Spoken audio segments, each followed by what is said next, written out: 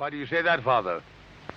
You aren't afraid, are you? No, but I respect some of the superstitions of others.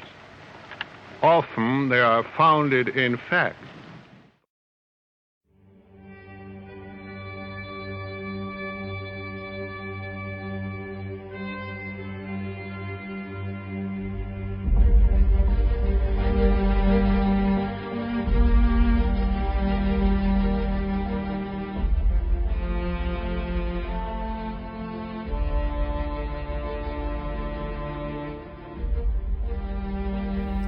This is your time. This is your call to arms. For the Cryptid Connection is your voice.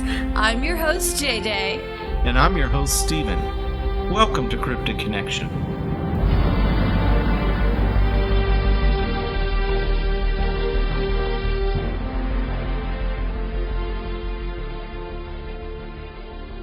Hi, everybody. With us right now, we got Matt Knapp. Matt, if you're not familiar with it, is the host of the Bigfoot Outlaws. How you doing, Matt? Doing good, Steven. How are you? I'm hanging on. I'm doing okay. Jennifer? It is my Friday, so I am doing pretty good. Oh, God help us already. Matt, I think it's a foregone conclusion. You've been on podcasts and had shows for how long now? Too long. Over 10 years at this point. How many times do you appear on someone's show that's not your own? I try my best not to. I have been on a couple of shows a long time ago, but usually I avoid being on this side of the microphone. I don't find myself interesting. And I don't like being in the spotlight. And that's probably why I've done so much hosting and co-hosting. So I can still participate and not have to be in the hot seat, so to speak. You are behind the mic, not in front of it. Well, I'm in front of my microphone.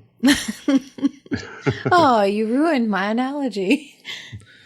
We appreciate you being on here with us tonight. What on I God's... appreciate you guys having me. This is awesome. What on God's green earth possessed you to agree to appear on our show? Because I like you guys. Oh, my gosh. Not that I dislike... Okay. See, I'm already getting myself in trouble.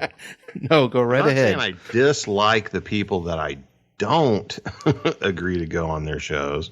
Usually I'm just, busy with my own stuff, and sometimes I miss opportunities by just forgetting about them or not reading the emails or the messages or something, and then I see like a few weeks later somebody's invited me to come on a show or something. But I would have probably said no or found a reasonable excuse to avoid it anyways. Oh, So you're saying you're a jerk? Pretty much. We all have that problem. Don't feel bad. Alrighty. You've been doing the Outlaws and or some other show for over 10 years, you said. Yeah. Now, that wasn't what got you involved in the cryptid lifestyle. That was... No. You were involved a long time before that. And that's what our show is about, is the lifestyle. And you have had a long and varied lifestyle experience. And I want to hear about it. Now, you have said a lot of things over the years on the show. Do you have anything you don't often talk about that I can drag out of you? Sure, there's a few things here and there. Take us back to the beginning, Matt. Leonard Nimoy. That's the very beginning, as far back as I can remember, at least. How old were you? Oh, geez. 10. Young, like 5, 12, 6, 5. maybe. Reruns of In Search of. I can tell you they came on NBC on Sunday afternoons, and I saw a reenactment of the Ape Canyon incident. I remember it. And that's what really got me interested in monsters because that's what it was at that time. I had a general interest in like the paranormal and the unexplained, and Bigfoot was always lumped into those same books back then. They didn't really have their own section. So I would read about Bigfoot whenever I was reading about other things. Or if there was something about it on TV, you know, I would try to watch it and everything. But it wasn't until later. We were at a garage sale. My grandparents raised me, and they loved going to garage sales. And there was a book called Bigfoot and Nessie, if I'm remembering correctly. And half the book was about Bigfoot, and half the book was about the Loch Ness Monster. And that book, I remember vaguely had like the Albert Ostman story in it. And that really kind of kicked off my obsession with Bigfoot, was the stories in that book. And then later on in life, actually, much later, it was Thanksgiving, I believe, at my house. The family was here. And an uncle of mine kind of pulled me aside, caught me in my room by myself, and said, you know, hey, I heard you go out and look for Bigfoot. I was like, yeah. And expecting at this point, you know, he's going to start making fun of me. And to my surprise, he actually kind of pulled it in close and was like, yeah, I used to do that myself. And I'm like, what? What are you talking about? You know, like I had no idea. Well, apparently, he used to have a garage apartment just a block away from my house. And this would have been back whenever I was like right around 5, maybe even 4. I vaguely have glimpses of memories of going over there to hang out and stuff. But I always thought he was real cool because he was into martial arts and karate and all that. But he told me that that was the time that he was interested in Bigfoot, and that he had a big poster of Patty hanging on his wall. And that I always, you know, wanted to hear about it and what's that and everything. Now, I don't remember any of that. But that may have somehow subconsciously kickstarted this whole journey of mine. So that's basically the origin of my interest in the subject. And that is the origin of our interest in you, because that's what makes our Cryptid podcast unique, is every individual story. So what happened next? A dream. We had a trailer, I call it a lake house, that we'd go to on the weekends and during the summer and everything. At this point in time, I was probably around 8 to 10-ish. I had read the book I was talking about. And I was at this lake house, sleep, had a dream. In the dream, I was also at this same house, and there was a tapping and a shadow at my window in the dream. So I get up and I open the curtains to the window, and there is a Bigfoot standing there. And it was all different colors.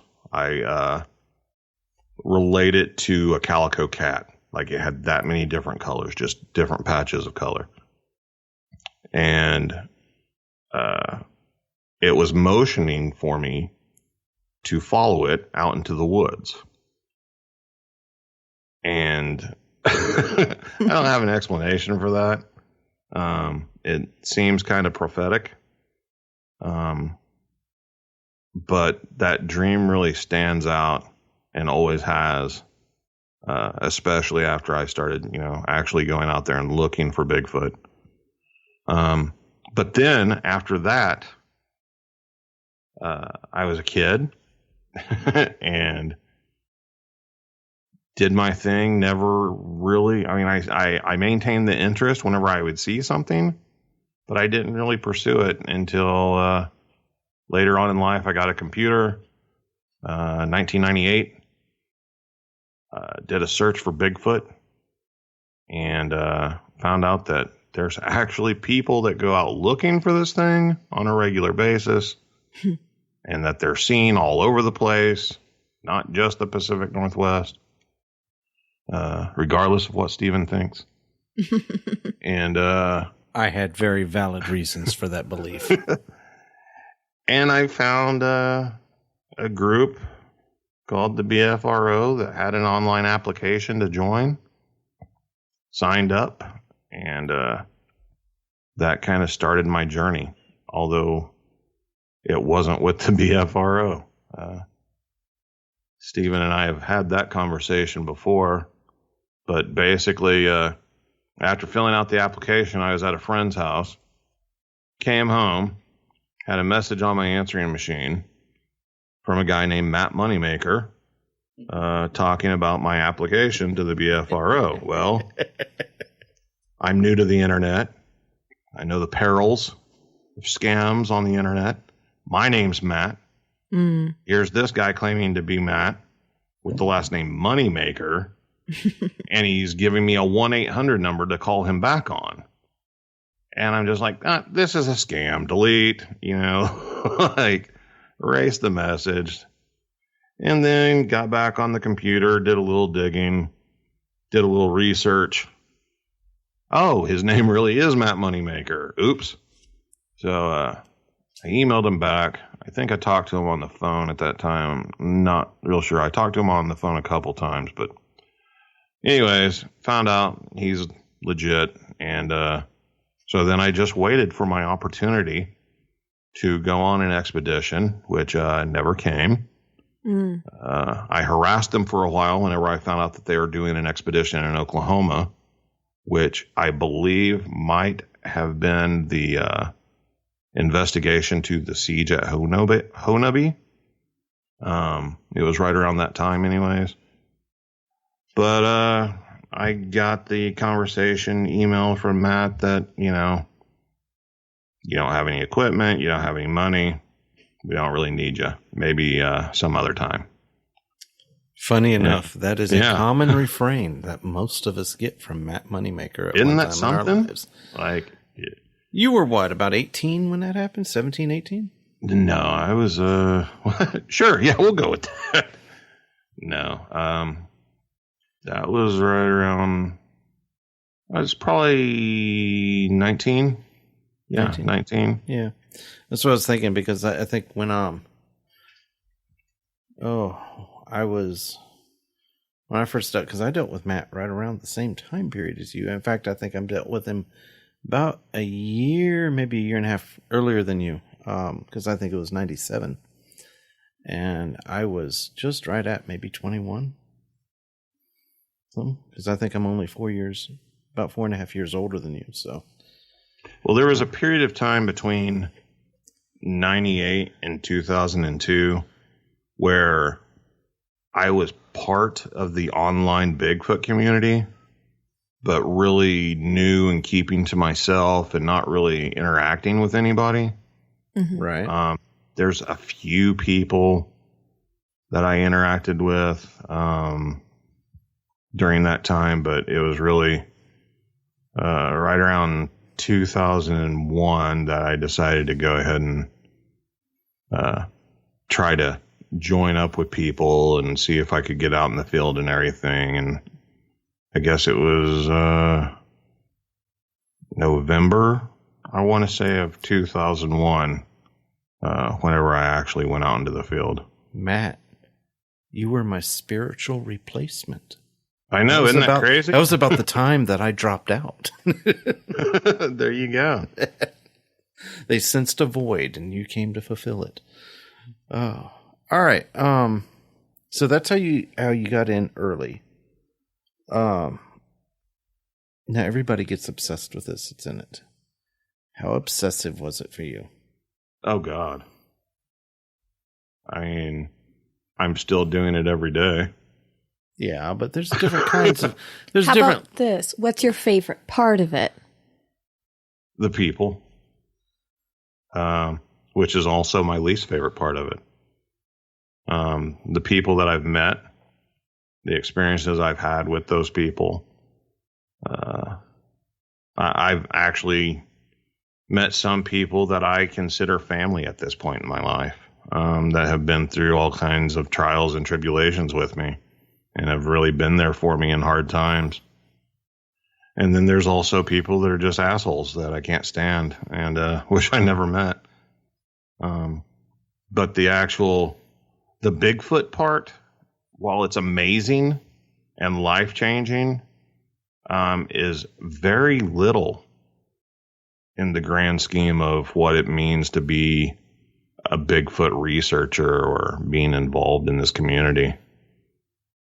You spend the majority of your time talking to people about it and other activities as opposed to actually being in the woods looking for the thing or having any sort of activity taking place to talk about.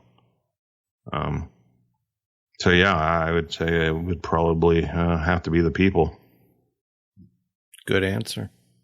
Very good answer. You get a lollipop. Yes! And a gold star. I'm just on cloud 9 right now. He'd like the lollipop better. Anyway. All right. So we were there. You got to the point where you started meeting local people. Is that at the point where you started becoming, where you first started running into who would later become outlaws? Yeah, same group of people. Okay. They were actually, it's kind of weird. Everybody's paths kind of intersected at the same time. I was over the BFRO. I wanted to find a different group. There weren't very many groups back then, though. No, there weren't. I had at that point I had found a group called the GCBRO, Gulf Coast Bigfoot Research Organization, and there were some things about them. Well, just specifically speaking, there was a few members that I didn't agree with. I guess I started out with that attitude early. But they had posted some pictures of a dead rabbit that they had found in the field somewhere. And they were blaming this dead rabbit on Bigfoot. Now, looking back, they could have been right. But at the time, I said what everybody would say. How the hell do you know that a Bigfoot had anything to do with that dead rabbit? It's just a dead rabbit. Legit. So that kind of, there was like a whole page. I remember there being like a whole page dedicated to this dead rabbit. And I was just like, these people are nuts. So I found another group later on called the Monkey Chasers, which were an actual legit Bigfoot group. Regardless of the name. And they were loosely based out of Oklahoma. Well, what I didn't know at the time is that 90% of their members were people that had just left or gotten kicked out of the GCBRO. And I went out, like I said, that November, met a few people, came back, and then didn't go out in the field for a long time. The following fall, I think, was the next time that I went out with them on an outing. Or it might have been the following spring. Yeah, it would have been the following spring. March, actually. Of what year? This would have been 2002. All right. And that group of people eventually left the Monkey Chasers, the same large group of people that were originally from the GCBRO. And we just kind of all went out together. We didn't have a name for it. We were against groups. We didn't see the point of having like a leader. And You were rebels with a cause. right. And it was just a different mindset, especially at the time where people were really concerned with being scientific and, you know, trying to make names for themselves and everything. We were like the exact opposite. We didn't care. We weren't out to prove it to anybody.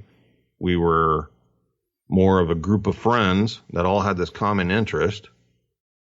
And we saw it as we would rather be out in the field and having encounters and experiences, applying common sense and logic, than to be sitting on the internet arguing about things that we have no idea about.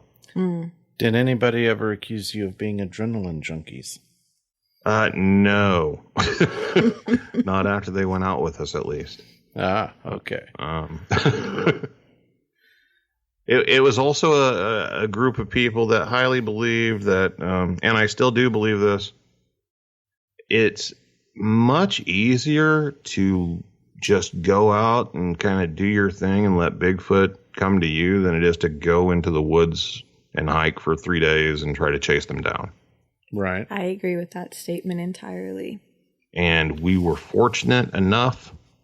At the time, we had a couple of guys in the group who their stories were that they grew up with these things on and around their property where they grew up at, and that they had learned some of the vocalizations that these things made, and they could actually imitate these calls out in the field and draw them in, so to speak. How did you know it was their calls? I didn't know it. Oh, how did they know? I guess that's what I'm saying. I'm saying that knowing that majority of people who's listening to this show have already heard your Outlaws broadcasts, where Bear and Kumbo and all of them will talk about like when they grew up as kids with them and they'd had experience with them throughout their lives. I guess what I'm asking is other people than Bear or Kumbo that were in your group, and I don't know their names or anything. What convinced them that? Because I'm assuming you're saying Bear. You're referring to Bear and Kumbo. Yes, I'm referring to Bear and Kumbo. Yeah, absolutely. What convinced the other people that Bear and Kumbo weren't just quack jobs? The same thing that convinced me. Okay, and what was that? I saw a Bigfoot. It worked. I guess that'll do it. No, wait a minute now. It worked. Did it work more than once? Yes. Okay. I would say it. Okay. First off, there's some variables in play here. So you have to be in an area that has Bigfoot. Obviously. Mm-hmm. They have to be within hearing distance of the vocalization. So within a square mile or two. Right. And you have to give them time to actually get to you. About an hour or so. A lot of people now, because as you know, doing calls now is just customary. Everybody does them. Yeah, not literally, but it's a pretty common practice. It was, you guys are full of shit. You can't call them. Nobody calls them. What are you talking about? The newest, latest, greatest. Right. Interestingly enough,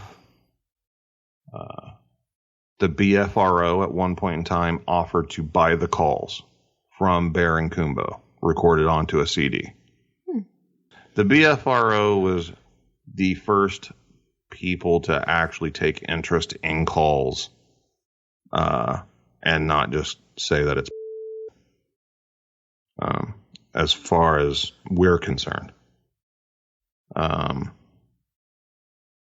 going to go ahead and say this.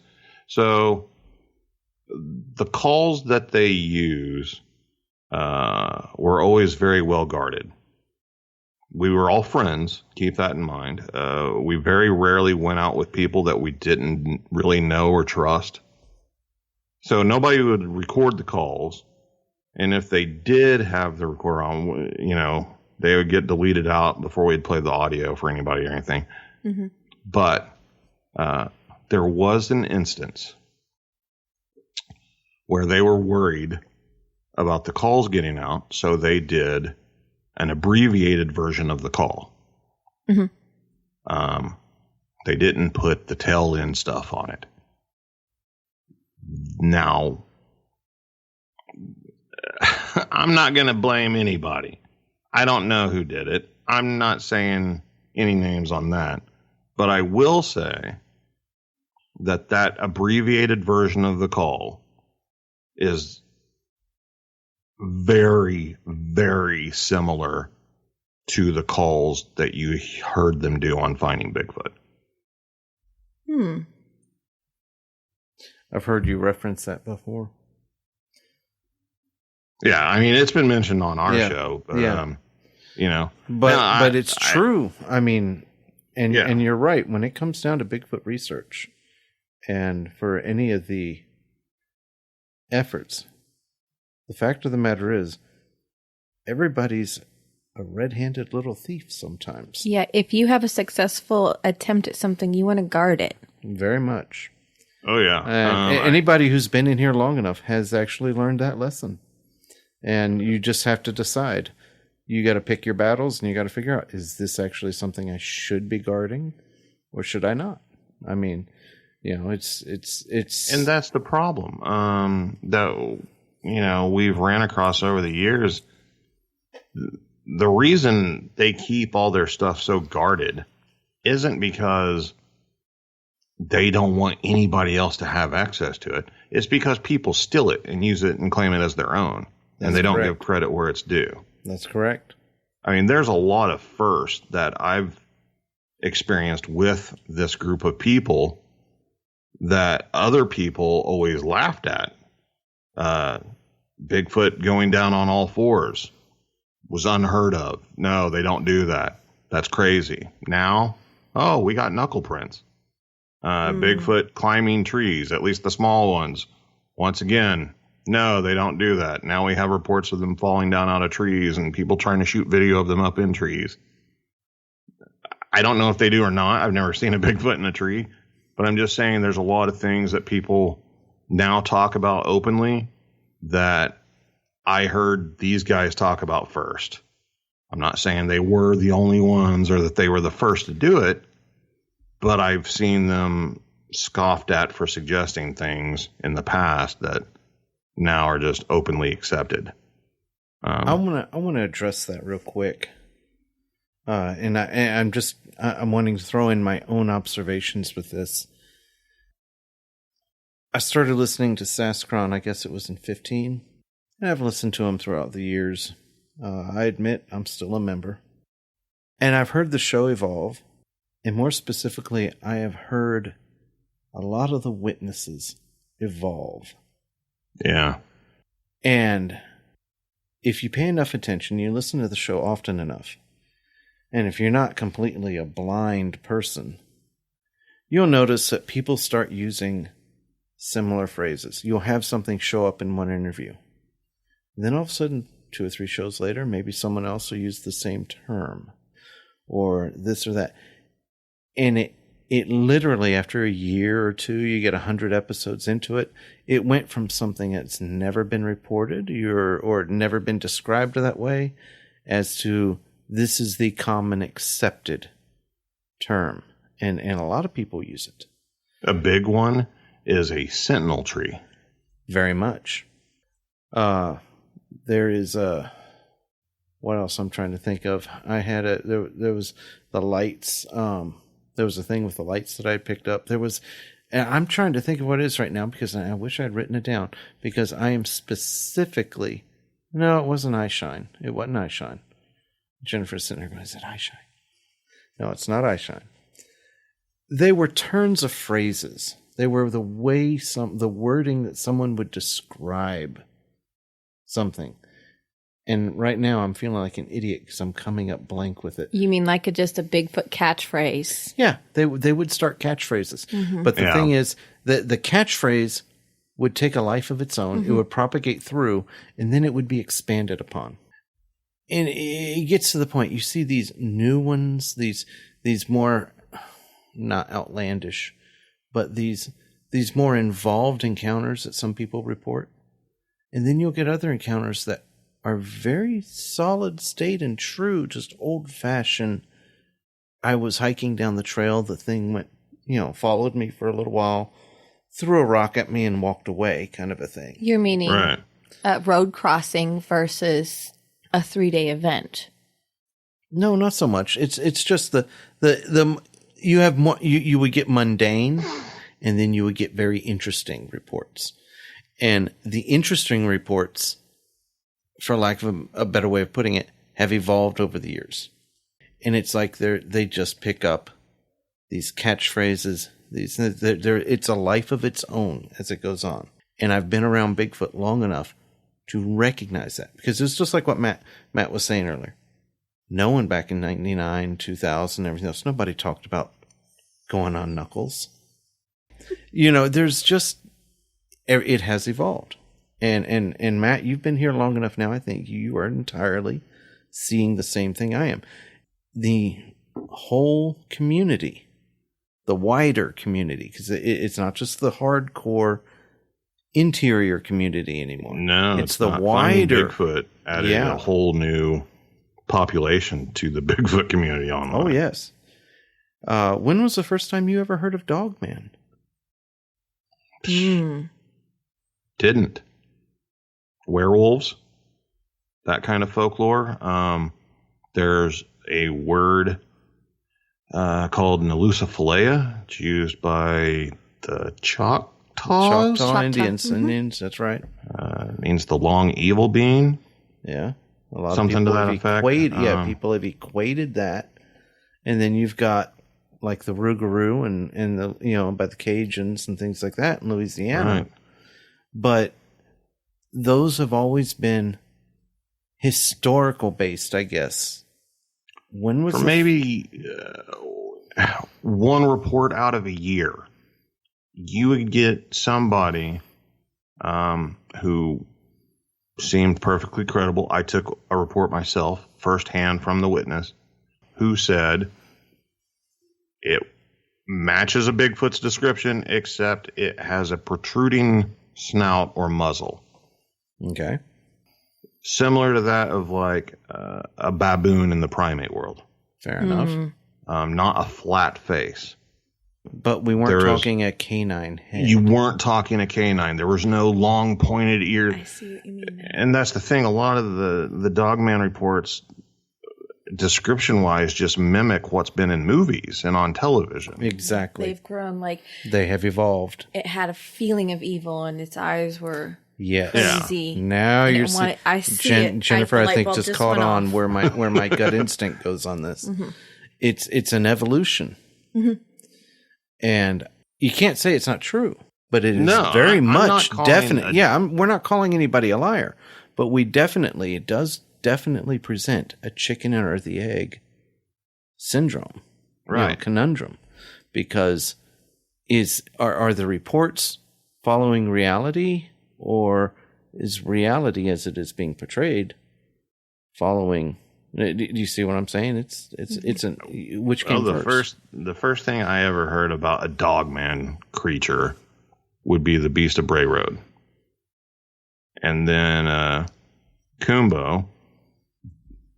Very early on, knowing him and everything, it wasn't like recorded anywhere, but he had a story how he worked with a couple of women at one point back in the 1980s, I think it was.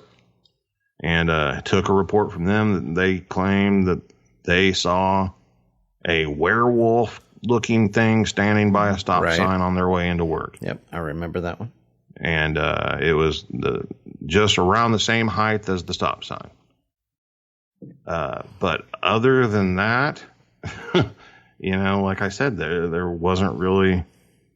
You didn't run across those reports, and then Vic Cundiff launched his Dogman Encounters radio show.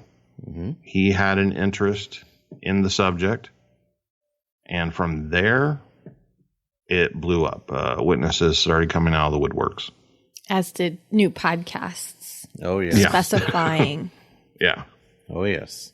We had taken a hiatus with our podcast at the time, and I had actually removed myself from the Bigfoot community, at least online, during that time. And whenever I came back, it had gone from like a handful of podcasts here and there to just like 20 or 30. It happened very quickly. Mm-hmm. All right, I didn't mean to get you nailed off on Dogman as opposed to what you were just generally doing. That was just an example. But, all right, how else have you seen the community evolve? You mentioned going off and then coming back in. That definitely gives you a very qualified and unique look at it, because not a lot of people have. Yeah, well, the biggest thing that's changed, in 2002, I went to the Texas Bigfoot Conference. And whenever you got there, they had the little stickers, hello, my name is. Yep. As a joke, I put the initials EB on mine. Oh, no, you did not. There was a gentleman. You weren't named Eric Beckyard. Who's no longer with us, by the name of Eric Beckyard. And Eric was a guy who thrived off of attention. Oh, isn't that the truth? I could still kill whoever gave him my email address. He got my email. He got everybody's email. He got my phone number. He was the first person I ever talked to privately in the Bigfoot world. Oh, and he sent me an email trying to recruit me to his group and telling me that everybody I was listening to and talking to currently were idiots. Yep. I mean, this guy, every time he would make an appearance on a podcast, as they were signing off, he would say, "May Grover Krantz burn in hell." That's what kind of guy this is. But his thing was, he was the only person at the time that was talking about portals and Bigfoot turning invisible. And he was the epitome of what would later become woo. Exactly. And he was the first, actually, true story, first experience I ever had with podcasting. I called in to Steve Cole's show to argue with Eric Beckyard. Because he was the guest that was on there, and he was spouting off some BS. And I was just like, I'm actually surprised Steve tolerated that. Oh, Steve used to play along with it back in the day. Because it was good entertainment, get Eric all riled up. He never met a glass of scotch he didn't like. And he would get more loose-lipped as time would pass on the show, and by the end of the show, you had a ranting, raving lunatic on your hands. But yeah, Eric was the godfather of woo. If there was a woo belief population back then, I was unaware of it because I didn't really hang out on his forums or anything. But the few times I went to his forum, he was usually just raving about somebody that he disagreed with, or posting somebody's personal information, threatening to call the FBI or whatever. Oh, yeah. That sounds like Eric. But then, after he died, you would have a few people here and there making some pretty outrageous claims. But it still didn't really go all the way woo side. Dr. Johnson was probably one of the earliest to start talking about that stuff. But now, I would say it's pretty neck and neck if the woo side doesn't outweigh the flesh and blood side. I think it entirely outweighs the flesh and blood. It has gotten to the point that either you have to be militantly and openly flesh and blood, to the point that anyone that even remotely has a anything different than your own point of view knows better, and they just stay away. Right.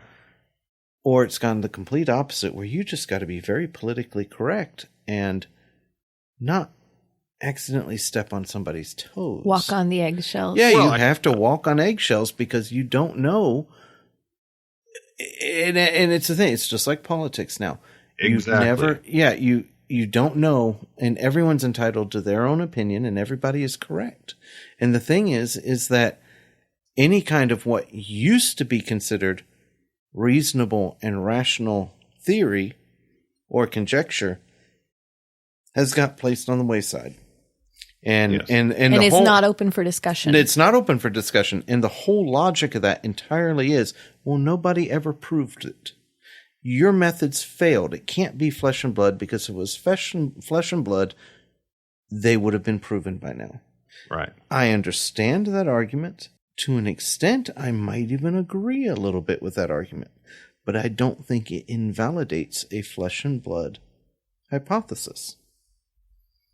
I think what it does is, at the most, it makes you have to raise your bar of just what it is that you are actually dealing with.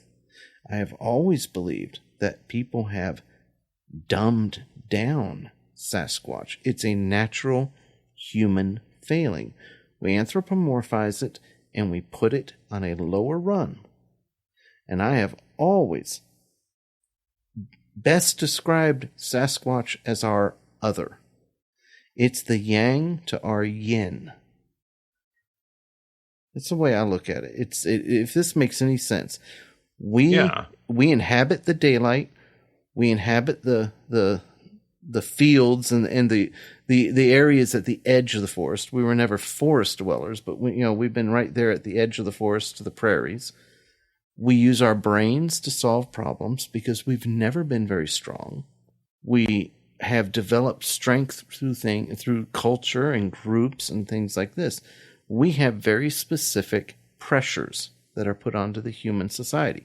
They have affected how we see the world and how we solve problems. Sasquatch, controversially, is also... It's the opposite. Mm-hmm. It lives in the forest most of the time. It can operate in the dark where we cannot. But it does have pressures. But they're it's got pressure. Involved pressures. Yeah, but they're applied and attacked differently. A Sasquatch can solve with strength what we have to solve with a tool. Now, I'm not saying they're stupid. I'm not doing anything else. I'm saying they're just as smart, if not smarter, than we are. But they have a completely alien world outlook because they don't feel hot or cold the way we do. They don't dress the way we do. They don't feel those things. So we actually have extraordinarily little, I think, in common. Well, I think a Sasquatch is going to be the closest Hold on. thing to an alien we'll ever find. Matt, I'm throwing my 2 pennies on the table. Go ahead and interject.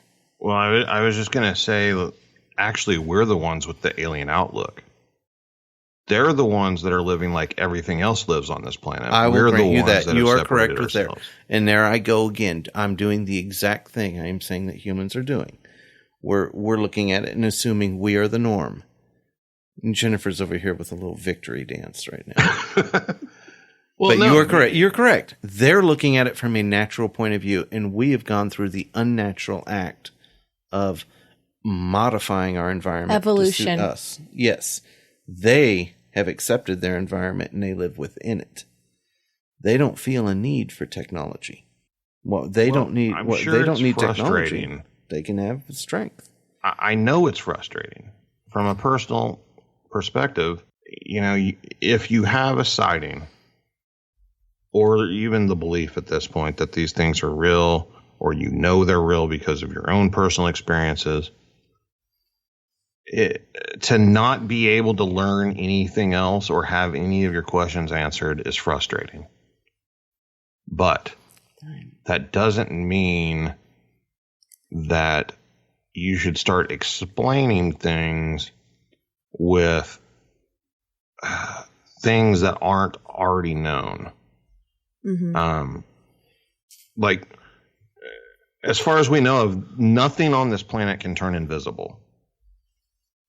So to me, I don't agree with making the jump that Bigfoot can turn invisible because they're hard to find. or that they seem to disappear right before your very eyes, or they blend in, or whatever. I think it was John Green that said, you can't solve a mystery with another mystery. Meaning you can't, come up with an answer for a problem with another question. Mm-hmm. And that seems to be what a lot of people do. Now, I have stood firmly in the flesh and blood category this entire time. Recently, it's not that my opinions have changed. I'm still flesh and blood. I still believe these creatures are flesh and blood. However, I can't say that somebody didn't experience what they claim to have experienced because I wasn't there. I don't know. I could be completely wrong about these things. Maybe they are alien. Maybe they can turn invisible. I don't know.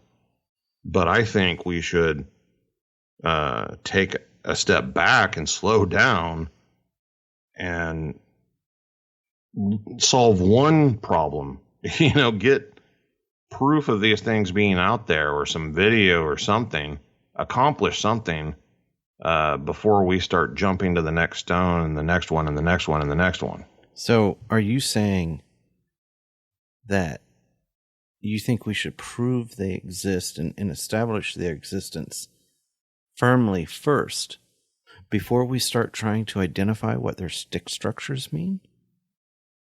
How esoteric. I think that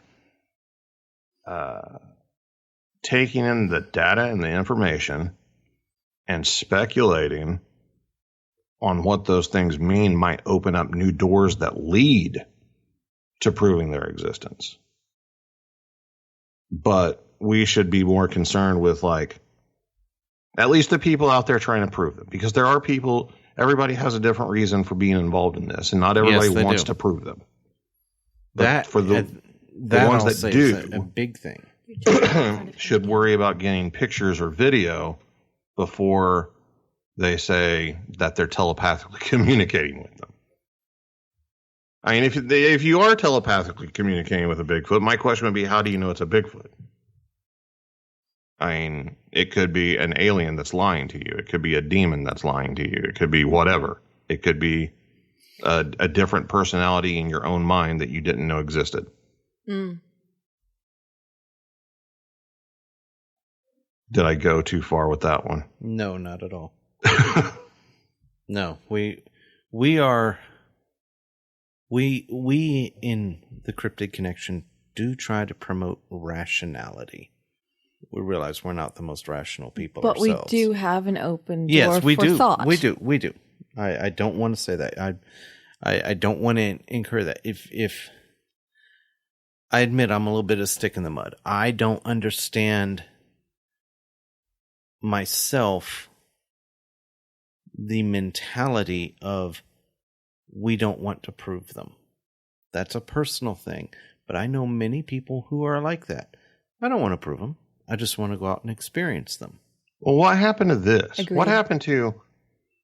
There's this large hair-covered creature that we believe is a primate that also walks on two legs like we do, at least part of the time, that's living right around us, under our noses, and has existed this way for so long. We can't get decent photos or videos of them, and you have the opportunity, you get to see one. What happened to that being enough? Isn't that enough? Isn't that amazing? Isn't that giving you enough to talk about? It is. Now, I'll grant you that. That I can understand. And I guess that depends on maybe a difference of personality. Well, I'm just saying, as much as anything else, because there's the conversely, it's like I know something that no one else knows, and now everyone thinks I'm nuts because they won't believe me. Right. And that's honestly, I think, part of what's affected me at the time. I'm just saying, in the realm of stories and claims and experiences, like seeing one used to be enough. Now it's, it has a name and I drink tea with it every morning. You are correct about that.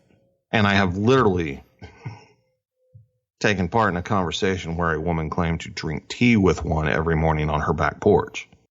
Maybe it happens. I don't know. But out of all the people that have that kind of contact with them, there's nobody out there that would take a picture or get a video. None of them. That's the conundrum. Yeah. That is the great big white elephant in the room that most people are choosing to ignore. I mean, the emperor has no clothes there. They say you can make your claims, you can do whatever. But when did it become perfectly acceptable to have no proof of some kind, no evidence of some sort? It's become the norm not to have any evidence. And that is odd. Well, I think it's a shift in thinking. Yeah, I mean, it's a complete shift. It's a complete shift in thought because you mentioned politics, and I have literally stated to a friend of mine, it's real simple. The problem in the Bigfoot world is you have liberal Bigfooters and you have conservative Bigfooters. Yes, and they're following the same paths of politics in their way of thinking and their arguments. Oh, how I want to go down the rabbit hole. Well, that's a dangerous rabbit hole. Oh.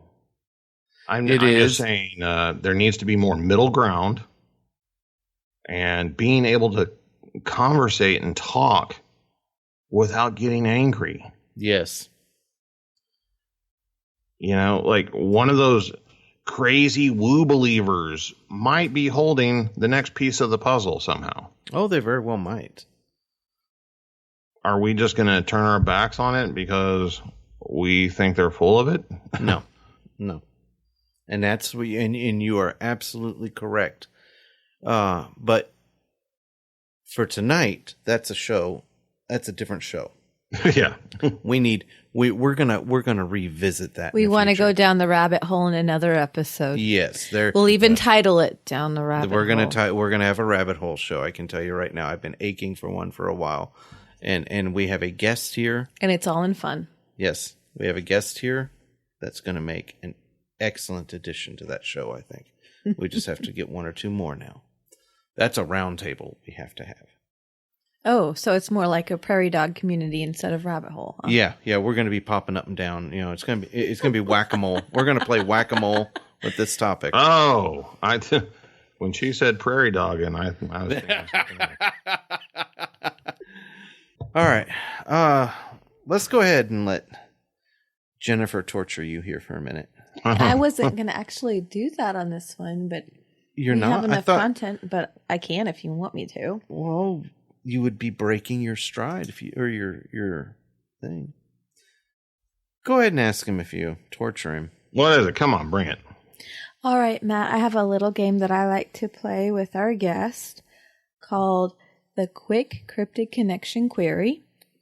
It is a game of name. I'm going to name off some cryptids, and I want you to say yay, nay, or say what. Yay is you've heard it or believe in it. Nay is there's not a chance or you don't believe in it. Say what is I have never heard of that, you made it up. There are extra points for the creativity of the say what. Oh, there's a lot of cryptids out there. Can you limit it to like North America or something? No, she doesn't. That's the problem. Oh. Within this list, I've got 2 Easter eggs. One is a Bigfoot cousin, and one is a former known cryptid, proven real. Oh, wow. Okay. So are you ready to play the Quick Cryptid Connection Query? Sure. Okay. Gnomes. See, this is going to be the problem because I overthink everything. So I'm going to say yay. Centaurs. No. Great Hawk. A great hawk? Great Auk. Oh. A-U-K. I'm going to have to say what? I don't know that one. Grootslang.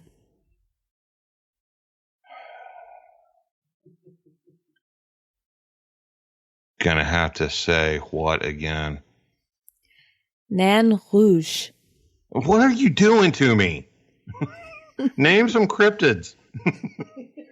Never heard of that one either. Slide Rock. I've never heard of that. Melonhead. Yay. Bolter. Say what? What's with I took German for 2 years, and I'm not recognizing any of these German words. Bolter should be like a lightning bolt or something. Okay, we'll put that down for us. Say what? How about Leviathan? Yay. Molilo Slug. Molilo Slug? Is that a Star Wars character? I gotta go what again? Shore Laddie. Here I thought we were going to have a good conversation about cryptids. I don't know. I don't know what that is. I've never heard of that. Bookwas. I mean...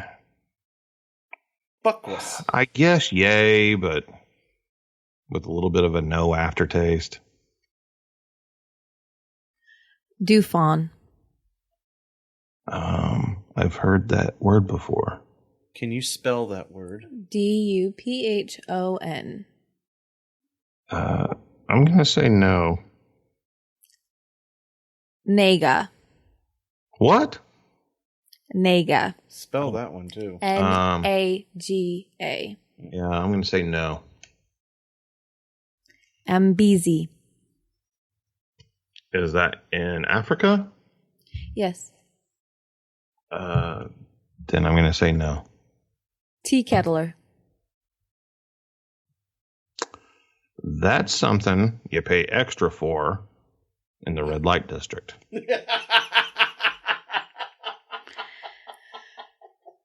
Kipsy.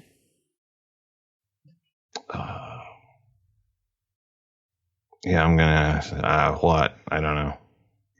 All right, that ends the cryptid quiz. That's the end of it? That's the end of it. That's that was all I actually have. kind of short. Same amount. Did you take pity on him or something? No.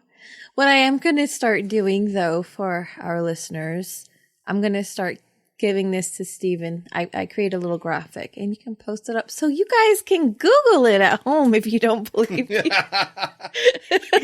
Like, you dug deep because, I mean, I'm not just into Bigfoot. There might have been some that I'm aware of that I've forgotten about, or I pronounce it in my head a different way, but I didn't recognize a lot of those. I try to research each and make sure I pronounce them correct. This is why I was asking you to spell a few just to make sure we would understand. Did you recognize any of the Easter eggs? Did you see them? Vocalizations. And that would be? A type of Bigfoot creature. Excellent. I guess a cousin. Excellent. But I'm not real sure about it existing the way that people claim. I mean, to me, it's just a Bigfoot. It's just a different name for a Bigfoot. I would agree with you on that. I don't know about they're evil and they eat people and they've got sharp teeth and different claims that I've heard about them, but maybe.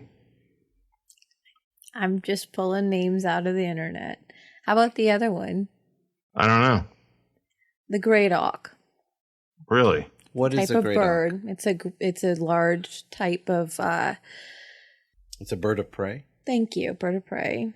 So like an eagle or a hawk. Condor type bird, yeah. And where does it live? I bet it sounds like New Zealand. I'm going to Google that real quick because I can't remember. We're auditing your list here. Thank you. I really North Atlantic coast. North Atlantic. I like to go all over the world with my cryptid list. Yeah, but North Atlantic coast of what? North America? Or so Nova Scotia, that area? Mm-hmm. Interesting. You have the California condor or the great auk would be the... Fair enough. However, this one has been extinct since the 1930s. So, it was a cryptid. But it is no longer. Then it was established, and now it's dead. Supposedly, this is an argument for not proving Bigfoot. Well, supposedly. There's going to be people who are going to use the great auk as an example of why not to prove Sasquatch. And see, I said yes on gnomes. Yeah, but gnomes could be any number of things. Right. And that's a little people thing. Everybody has like a little people thing. Yep. Brownies, fairies, gnomes, little people, whatever you want to call them. Sprite. Yeah, they exist everywhere. Leprechauns. As far as like Great David the gnome wearing a little red pointy hat and stuff. I don't know. Probably not. What monster is under your bed, Matt?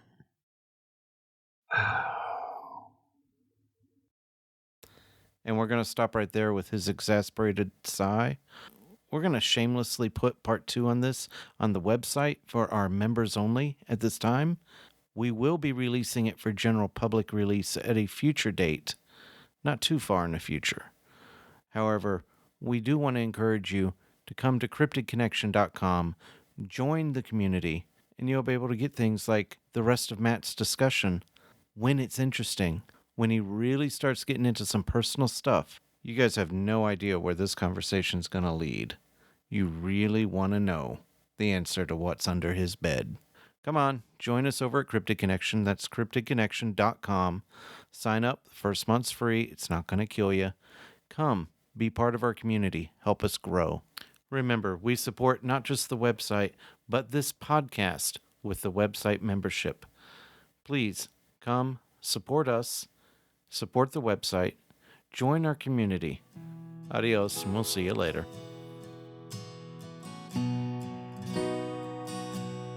Every cowboy, he always misses when he's aiming at the target in his head.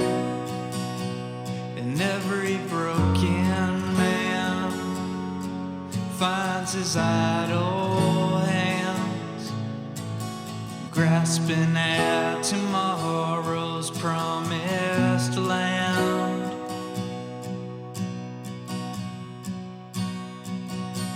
And I've been thinking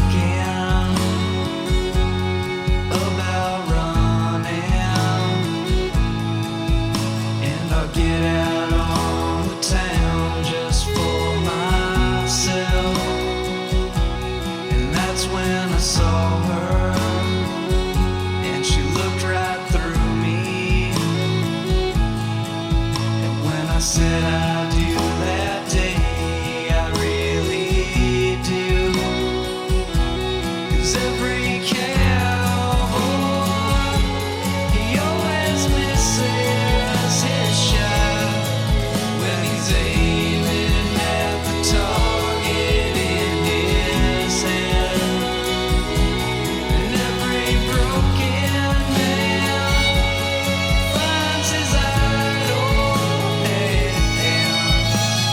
grasping at tomorrow's promised land.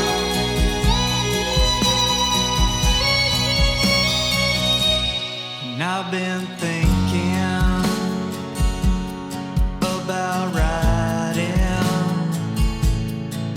and when I get the first strap back with no red ink, but I've been thinking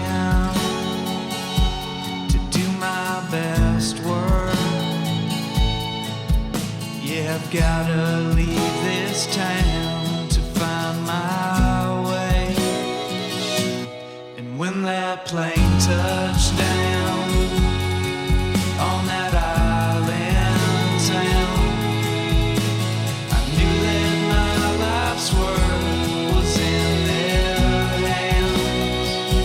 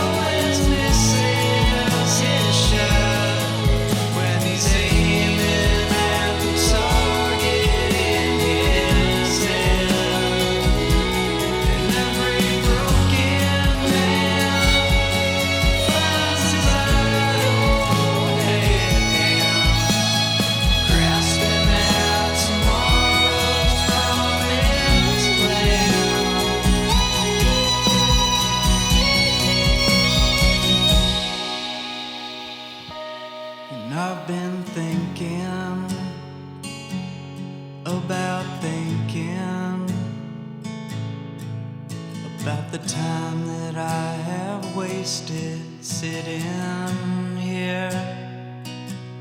'Cause I've been thinking that all this thinking is the thing that keeps me further from myself.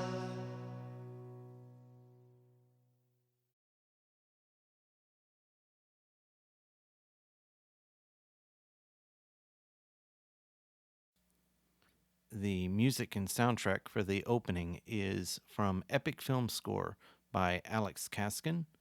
The closing credits are Every Cowboy by Cellophane Sam.